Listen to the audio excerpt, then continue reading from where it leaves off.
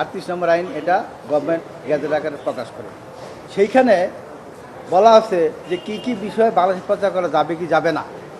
19 দ্বারা যে কথাগুলো বলছে 13টা সাবসেকশন বলা আছে, সেখানে বলছে যে দেশে অখণ্ডতা, উশৃঙ্খলতা, বিভিন্ন মানে সামাজিক অপরাধ, অপসংস্কৃতি, দেশের বিরুদ্ধে কোনো কুপ্রচলনা, মিথ্যা সংবাদ প্রচার করা, যে সংবাদের কারণে আমাদের ধর্মীয় অনুভূতি আঘাত লাগে, এই সমস্ত নিষেধ করা আছে। কিন্তু ইদানিং দেখা যায় ভারতীয় বিভিন্ন চ্যানেলগুলা আমাদের দেশের কোনো একটা চ্যানেল ভারতে প্রচার করে না, অথচ এদের চ্যানেলগুলো আমাদের দেশে অহরহ প্রচার হচ্ছে।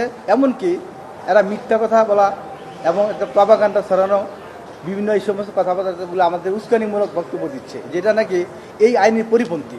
2010 সালে যে বিধিমালা তৈরি করে হয়েছে 2006 সালে কেবল টেলিভিশন আইনের, সেখানে বলছে 9 ধারায় যে বলছে বিজ্ঞাপন যারা দেয় এইটাও অবৈধ।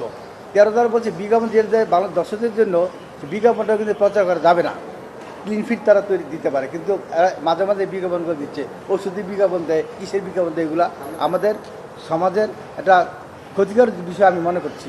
এই কারণে আমরা জনস্বার্থে আমাদের সুপ্রিম কোর্টের আইনজীবী সৈয়দ শাহিনার লাইলি এটা পিটিশনার, আমি আইনজীবী হিসাবে দাখিল করেছি। আমি মনে করি যেমন ইতিমধ্যে আমরা লক্ষ্য করেছেন, তার উস্কানিমূলক বক্তব্যের কারণে আমাদের আইনজীবী চট্টগ্রাম নিহত হয়।